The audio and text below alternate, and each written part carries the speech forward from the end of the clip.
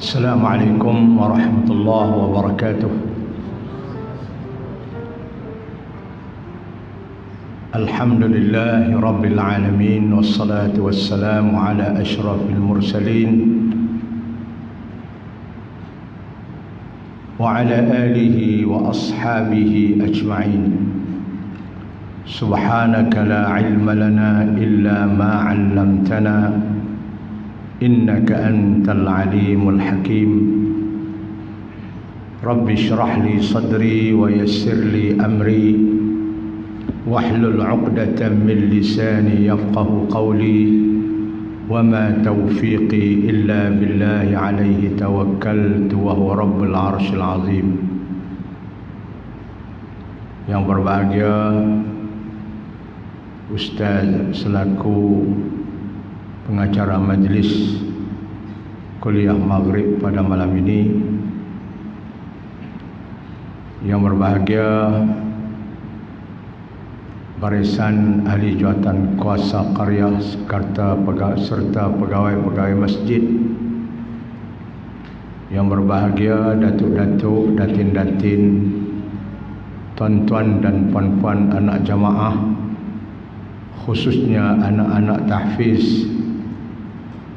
Mudah-mudahan Allah Subhanahu wa taala beri kepada kita keberkatan pada malam ini. Kita berada di dalam rumah Allah dan kita menghidupkan antara maghrib dengan isya dengan kuliah ilmu yang saya diminta supaya mengisikan kuliah ini, dan kalau boleh bercakap tentang peristiwa Isra Mi'raj Nabi sallallahu alaihi wasallam.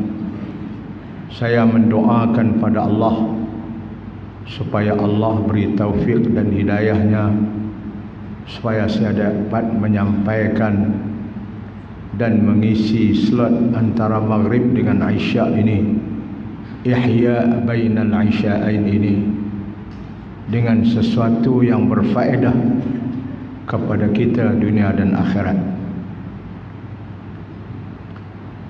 Tuan-tuan dan puan-puan sekalian, kita hari ini sudah berada 19 hari bulan Rejab.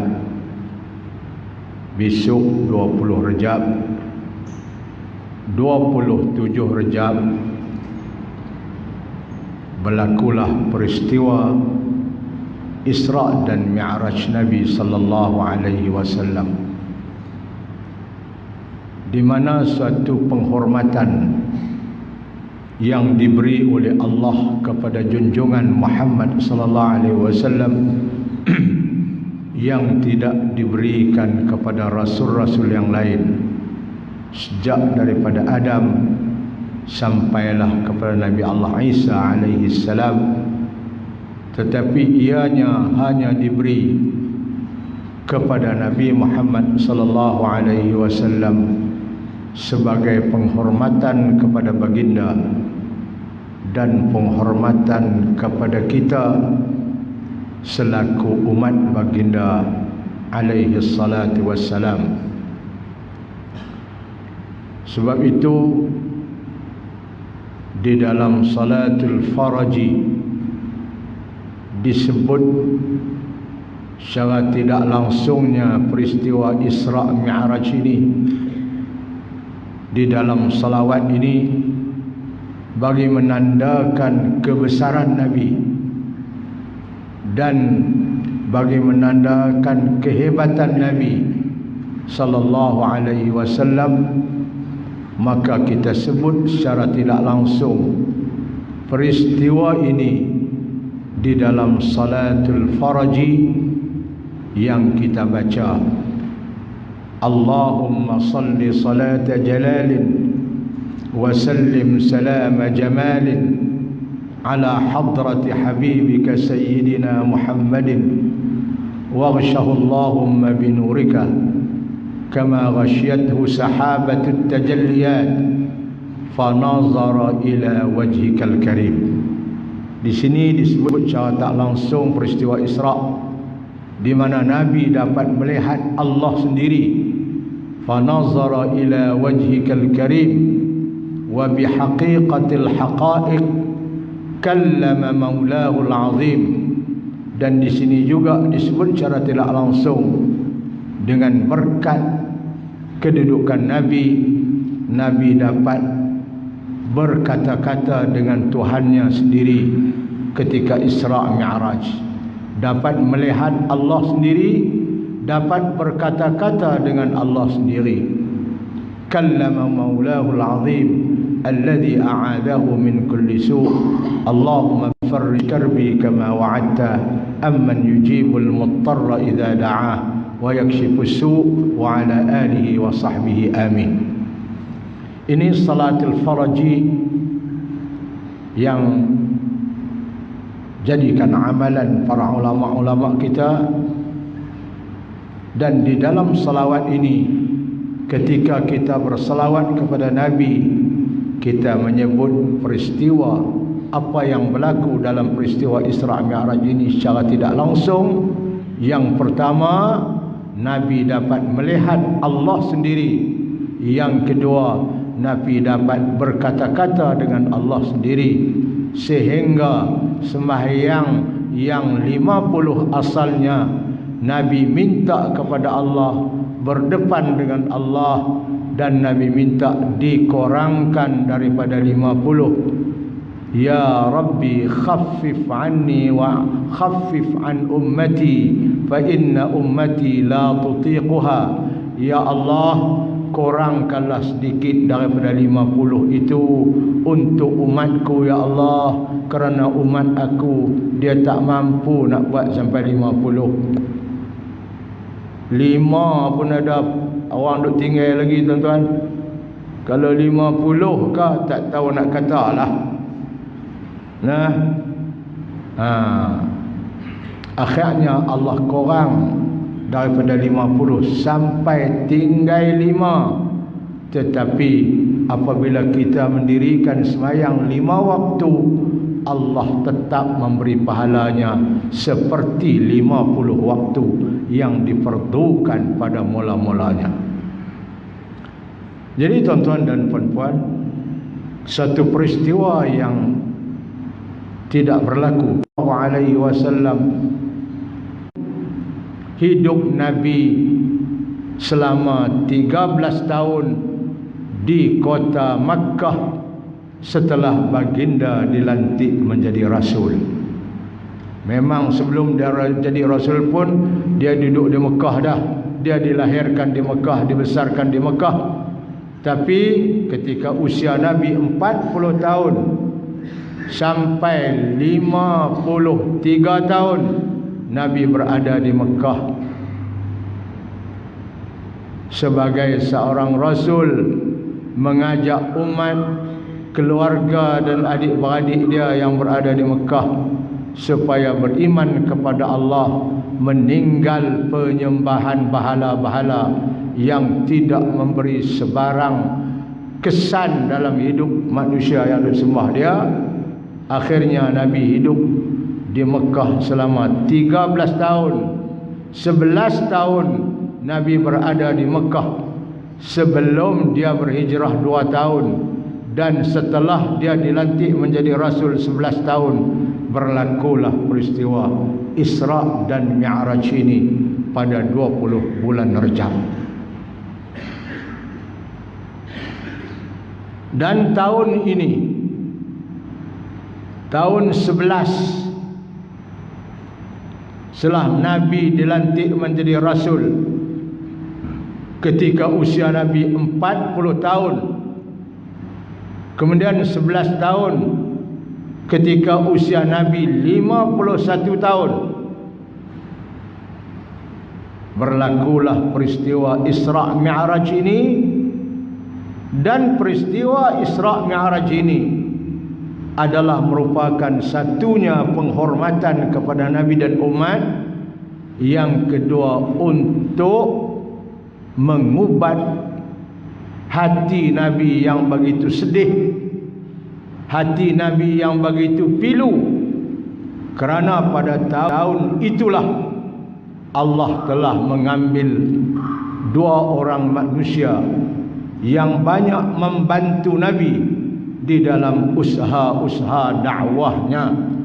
Yang pertama, istrinya yang disayangi Sayyidatina Khadijah binti Khuwailid yang umurnya lebih tua daripada Nabi 15 tahun. Ketika Nabi berkahwin dengan dia, umur Nabi 25 tahun, dia sudah 40 tahun.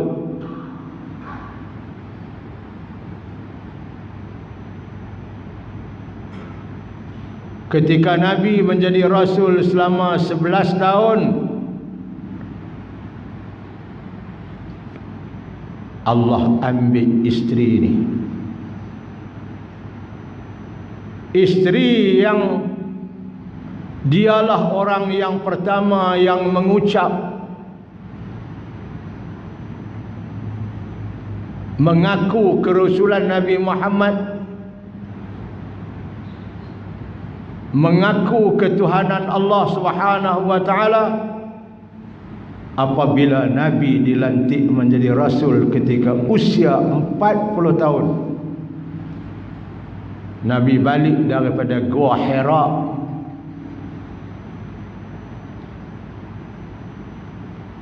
di Jabal Nur di Mekah. Ketika Nabi sedang beribadat dalam gua ini, Gua Hira ini, dan pada malam 17 Ramadan malaikat Jibril datang kepada Nabi bawa ayat awal daripada suratul Iqra, suratul Alaq. Iqra bismi rabbikal ladzi khalaq, khalaqal insana min 'alaq, iqra wa rabbukal akram alladzi 'allama bil qalam 'allamal insana ma lam ya'lam. 5 ayat. Nabi pun turun balik ke rumah dia daripada atas gua dalam keadaan ketang, dalam keadaan takut. Dia tak tahu yang mai atas gua tak siapa dia. Mai peluk dia sampai 3 kali. Peluk kali pertama, dia kata, "Ya Muhammad, iqra." Baca. Hadis riwayat Imam Al-Bukhari, hadis mula-mula sekali Imam Bukhari dalam ringkat hadis mula. Kaifa bad'ul wahyi, bagaimana wahyu turun. Nabi cerita, Jibril peluk aku yang kali pertama. Kemudian dia lepas, dia kata, "Ya Muhammad, iqra." Baca. Nabi Muhammad jawab, "Ma ana biqari." Saya tak boleh baca. Nabi Muhammad dia tak mengaji tadika, tuan-tuan. Nabi Muhammad tak mengaji tahfidz, tuan-tuan. Nabi Muhammad tak mengaji sekolah kebangsaan, tuan-tuan. Dia tak boleh baca. Jibril peluk sekali lagi. Faghattani thaniyan summa arsalani, kata Nabi. Dia peluk aku kali kedua, lepas aku. Jibril kata, "Iqra ya Muhammad." Baca. Nabi jawab, "Ma ana biqari." Saya tak boleh baca. Memang tak boleh baca. Dia ummi. Baca tak boleh, tulis tak boleh.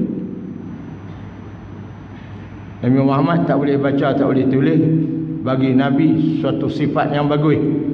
Tapi bagi kita, kalau tak boleh baca, tak boleh tulis, orang panggil buta huruf. Tapi Nabi Muhammad dia tak boleh baca, dia tak boleh tulis, bagus. Kalau dia boleh baca, orang Arab kata, dia duk baca kitab-kitab orang dulu. Tu mai duk abang kata Quran turun kat dia, padahal dia duk ambil kitab orang dulu, dia duk baca. Dia duk tulis kitab-kitab orang dulu, macam tu duk abang kat kita Quran turun. Lah ni baca pun tak boleh, tulis pun tak boleh. Hak dia habaq tu betul turun daripada Allah. Dia peluk kali ketiga, kata Nabi. Faghattani thalithan, dia peluk aku kali 3. Hatta balagha minnil jahdu, sampai aku nak nyawa pun tak pernah lepas. Yang peluk Nabi ni malaikat, tuan-tuan. Tok Wan peluk cucu pun sampai terkencin cucu. Dendam lama tak nak balik Kuala Lumpur. Ni malaikat peluk Nabi. Pertama tak apa derah sikit, nombor 2 derah sikit, nombor 3 Nabi kata sampai nak menyawa pun tak apa nak lepas. Fa arsalani, kemudian dia lepas aku. Faqala iqra bismi rabbikal ladzi khalaq. Khalaqal insana min 'alaq. Iqra wa rabbukal akram alladzi 'allama bil qalam. 'Allama al insana ma lam ya'lam. Dekat tu aja dia pun hilang, tak nampak. Nabi pun ambil galah buat balik barang-barang dia, turun balik terus, takut. Ketak gini. Tuan-tuan kalau duduk Gunung Kenyang, tiba-tiba ada orang main peluk siapa dia agama. Daripada hantu tak ada. Ni bukan hantu, malaikat Jibril main peluk Nabi. Balik-balik isteri ada di rumah. Nabi duk ambil barang, dia duk pergi buat ibadat dalam gua, habis barang bekas dia balik ambil isteri ni lah, Khadijah ni lah. Bagus sungguh, dia bagi bekal kat suami dia pergi. Dia tak kata apa. Nabi tak boleh duduk dalam masyarakat Mekah tu sebab kotor sangat daripada sembah berhala. Nabi belum ada lagi cara dia nak berdakwah ni. Tak sanggup nak tengok masyarakat Mekah yang begitu kotak-kotak. Sehingga disebut yatufuna bil baiti uryanan.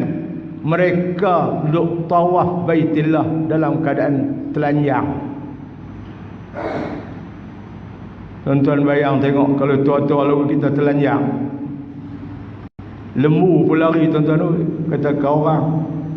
Padahal lembu tu dia duduk telanjang daripada muda sampai ketua, tapi manusia pelik. Duduk tawaf tu duduk telanjang, tina yantan. Pasal apa? Tak mau pakai ni baju-baju ni. Sebab baju ni lah kita buat jahat, buat apa semua. Lah kita tak usah pakai apa? Asli.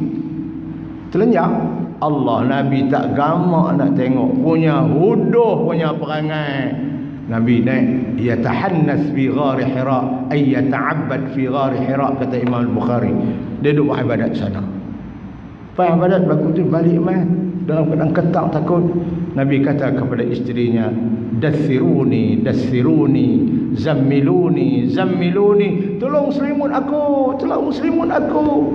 Fadassaruhu, Khadijah selimut Nabi hatta zahaba anhu ar-raw, sehingga ketak takut Nabi hilang. Ni isteri budiman tuan-tuan oi.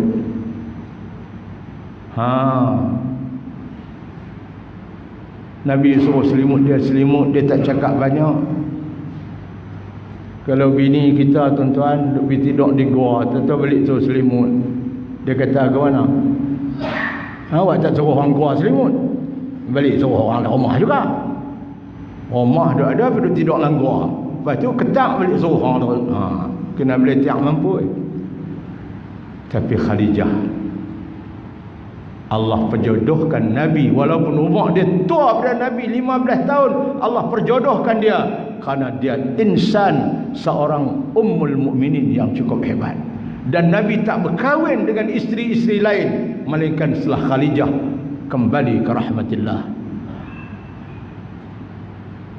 Sayang Nabi kepada Khadijah. Akhirnya 11 tahun Nabi duduk di Mekah selepas dia jadi Rasul. Khadijah yang cukup Nabi sayang ini, Allah kembali, Allah panggil dia menghadap Allah setelah dia menjadi insan yang pertama yang mengucap 2 kalimah syahadah depan Nabi. Sedih tuan-tuan. Nabi perlu orang leguni yang duduk di kiri kanan dia, membantu dia dalam usaha dakwah. Tiba-tiba Allah uji Nabi Muhammad, dimatikan isteri yang budiman ini.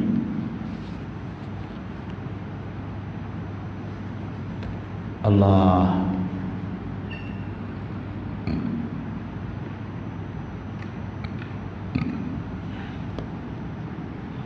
Orang yang biasa isteri mati tahulah, itu pun bukan baik tak mana bini dia mati tu pun. Meletiak kadang-kadang pagi sampai matahari jatuh. Tapi apabila isteri itu mati, rasa sedih juga no. sedih. Lama ni duk naik mutu. Kau alak marah tak apa deras. Lepas bini mati tengok deras, tercabut kipas-kipas lebay. Dia kata awak nampak lorong tu deras kan. Isteri dia mati 2 hari lepas Ustaz. Tu dia tak tahu lagu mana nak buat tu. Ni isteri yang paling budiman. Banyak yang dia bantu Nabi dengan duit dia. Hamba yang dia sayang sekali nama Zaid bin Harithah. Zaid bin Harithah ni hamba yang Khadijah cukup sayang. Dia bagi kat Nabi.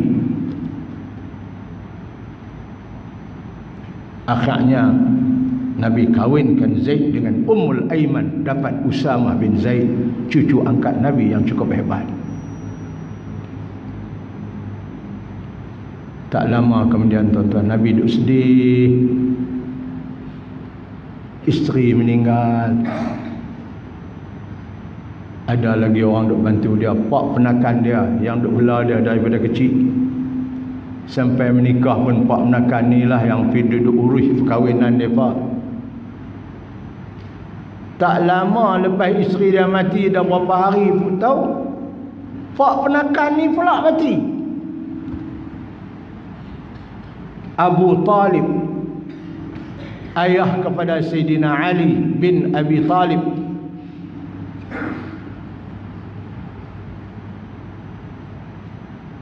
pak saudara yang banyak membantu Nabi.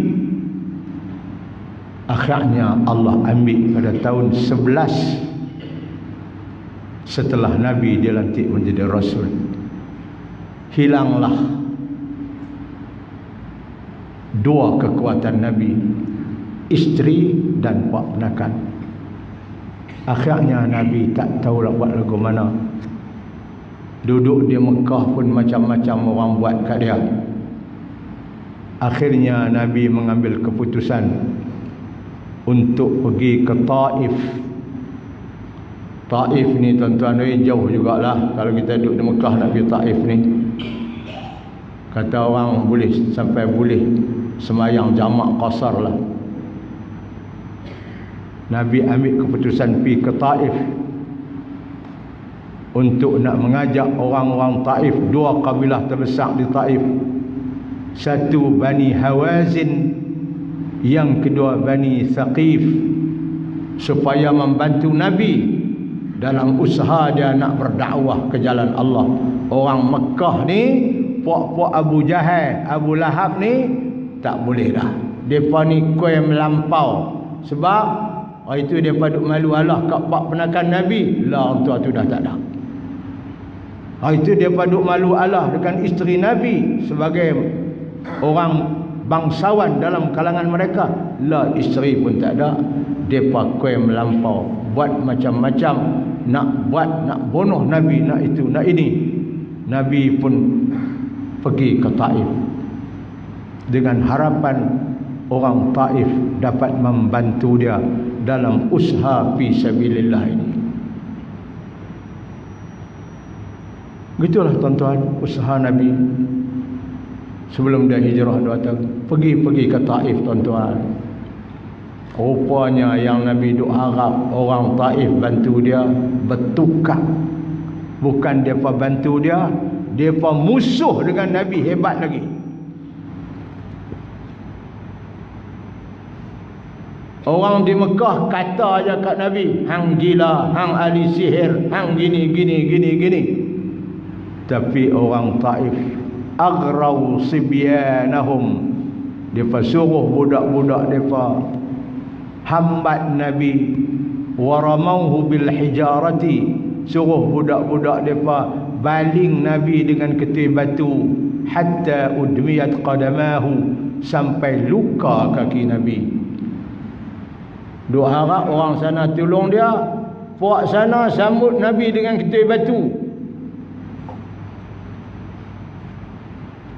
Akhirnya Nabi masuk di satu kebun di Taif, menyelamatkan diri dia daripada humbanan batu orang-orang ni. Nabi masuk duduk dalam satu kebun. Allah, kebun ni ada orang duduk jaga. Hak seorang musyrik, nama dia kalau tidak salah saya nama Utbah ataupun Rabi'ah. Ada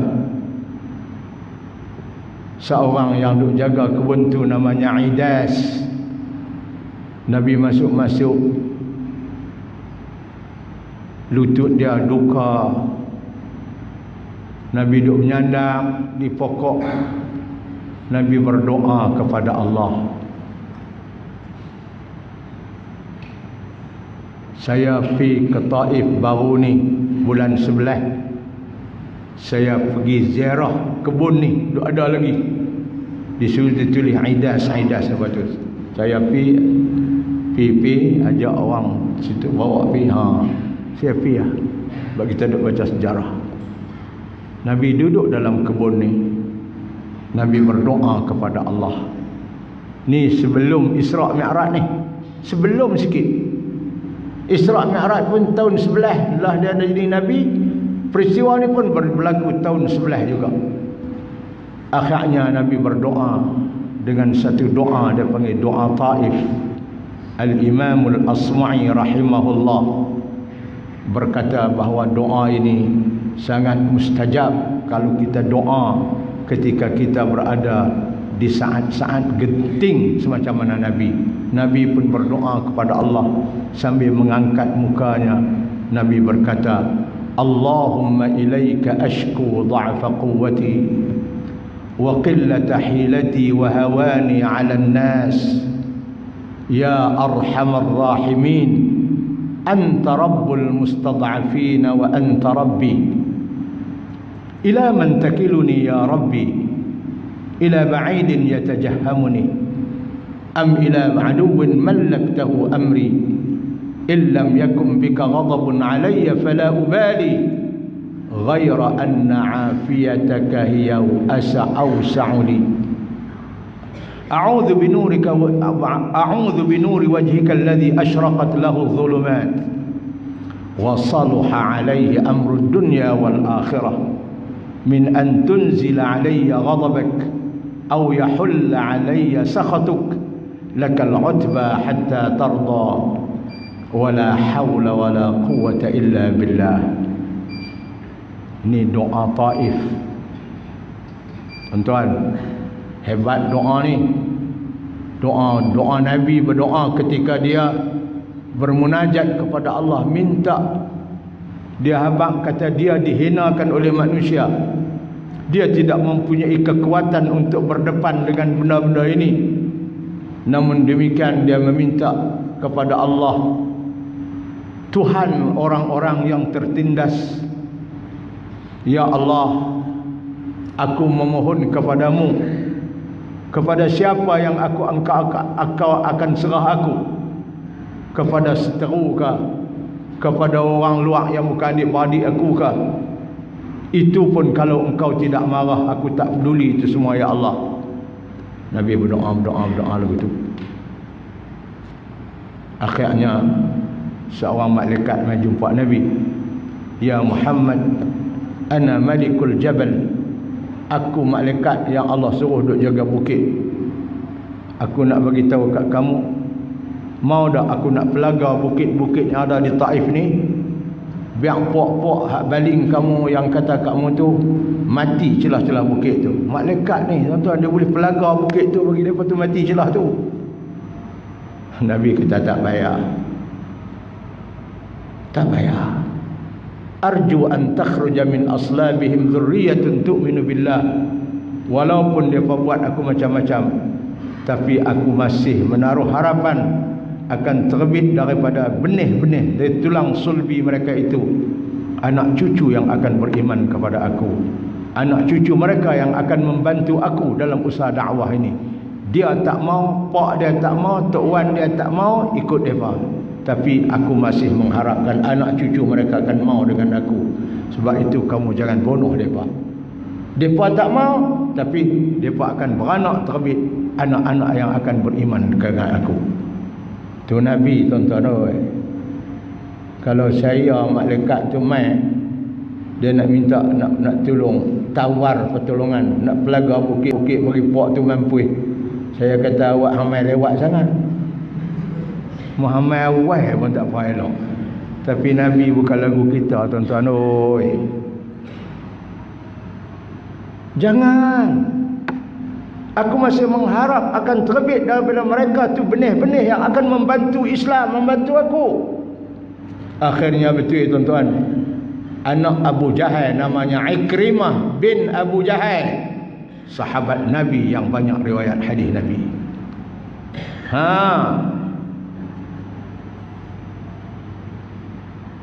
Tuan-tuan, akhirnya tuan-tuan, Nabi balik, mai duduk di Mekah dalam keadaan dia rasa cukup sedih. Pertama, kematian orang yang banyak membantu dia. Yang kedua, penentangan yang dia terima daripada orang Taif sendiri. Akhirnya dia duduk beribadat di depan Kaabah. Ketika itulah, ketika dia sedang tidur di antara Abbas dengan Ja'far bin Abi Talib, Allah hantar Jibril alaihi salam membawa Nabi Isra dan Mi'raj. Isra Mi'raj ini untuk nak menghiburkan hati Nabi yang dalam keadaan begitu sedih dengan kematian dan tindakan orang Taif. Allah menerima permintaan Nabi, doa dia yang melutut di depan Allah. Allah terima. Akhirnya Allah beri kepada dia suatu penghormatan yang tidak pernah Allah beri kepada Rasul lain, yaitu peristiwa Isra dan Mi'raj di luar dugaan. Sebab itu apabila Allah cerita dalam Quran, itu imam kita baca tadi, subhanalladzi asra bi'abdihi lailan minal masjidil harami ilal masjidil aqsa alladzi barakna hawlahu linuriyahu min ayatina innahu huwas sami'ul basir. Maha suci Allah yang telah memperjalankan hambanya. Maha suci ini, tuan-tuan, Nahabak kata peristiwa Isra Mi'raj ini di luar dugaan manusia. Subhanallah ini, tuan-tuan, digunakan apabila kita kagum dengan sesuatu benda, kita ta'ajjub dengan satu benda. Biasanya lagu itulah orang guna dalam bahasa Arab. Kalau dia tak pernah lama tak pergi tengok pokok tamar, kebun tamar dia, pi tengok buah tamak tak sanga buah, bunga tak sanga buah, dia kata apa, tuan-tuan? Subhanallah, heran. Allah mulakan dengan subhanalladzi asra, sebab peristiwa Isra Mi'raj ini mengherankan, menakjubkan orang.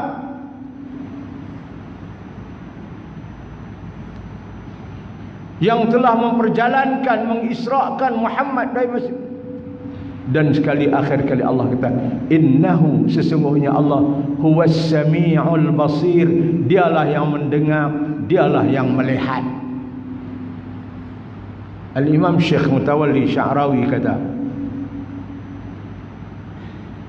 kalau Allah mengisrakan Nabi dengan kudrat dia, buat satu benda di luar dugaan dan tak pernah berlaku kepada Rasul-Rasul lain, patutnya Allah kata, sesungguhnya Allah itu amat berkuasa atas tiap-tiap sesuatu.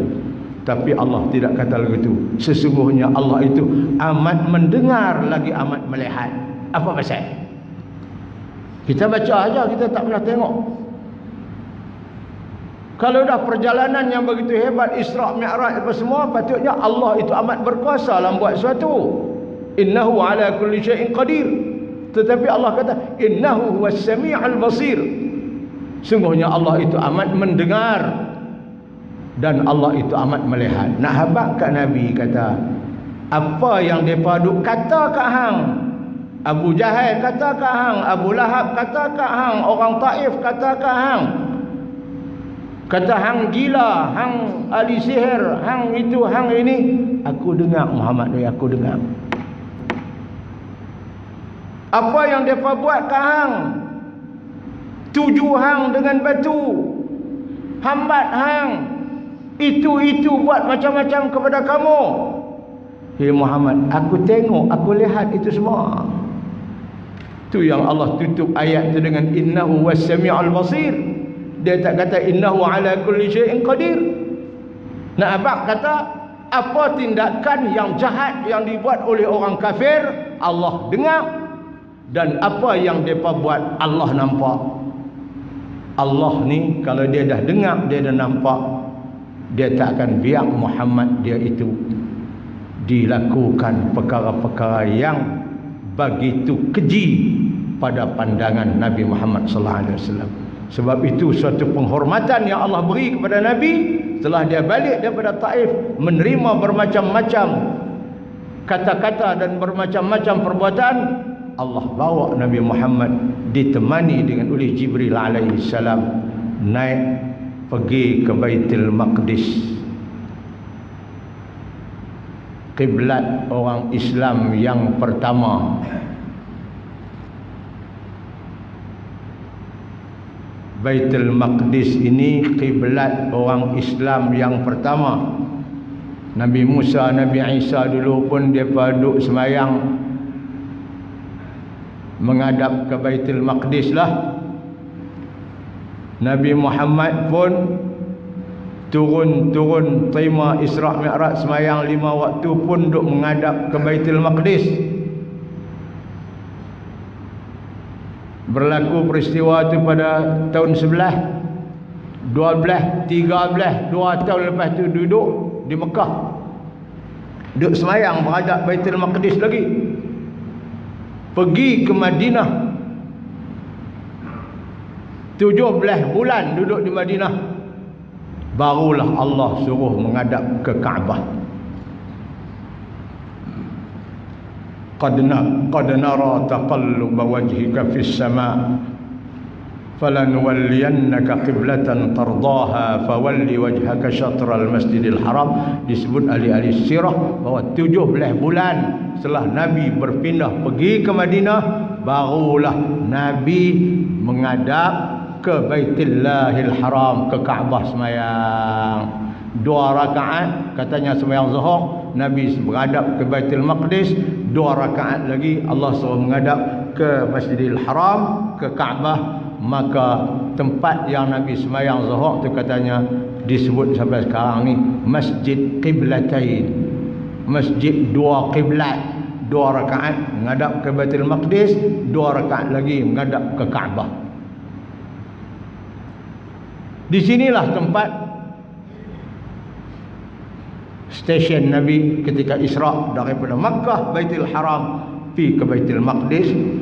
Dari Baitul Maqdis lah Nabi dibawa naik ke langit menghadap Allah Subhanahu wa taala. Berlaku pada malam tu saja. Bukan 3 hari 3 malam dah. Nabi balik mai sebelum subuh. Duk esoknya semayang Zuhur, Jibril mai ajak Nabi semayang Zuhur awal-awal lagi.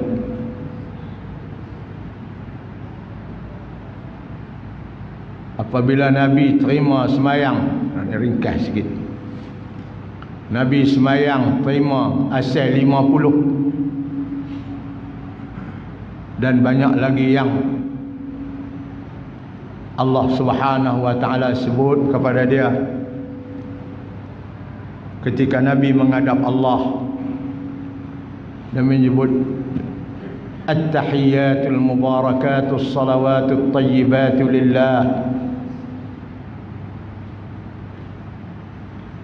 Allah sebut assalamu alayka ayyuhan nabiy wa rahmatullahi wa barakatuh. Nabi ucap tahiyyah,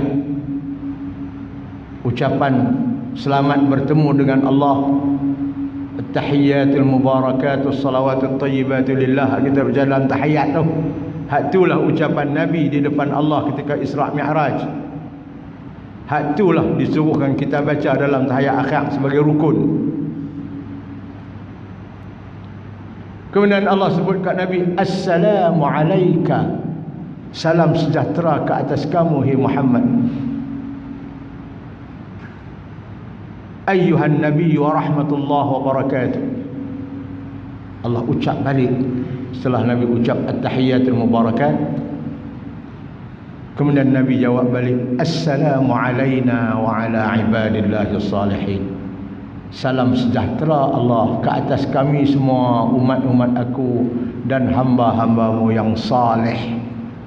Nabi tak pernah lupa kita, tuan-tuan, walaupun dia duduk depan dengan Allah, Allah ucap kat dia, salam kat dia, dia tak lupa kita. Akhirnya Nabi minta Allah ucap salam juga kat kita, Assalamu alayna, salam sejahtera ke atas kami semua, termasuk umat aku yang ada di dunia ini, wa rahmatullahi wa barakatuh, wa ala ibadillahis salihin. Jadi ucapan itulah dijadikan sebagai rukun dalam sembahyang kita tahiyat akhir.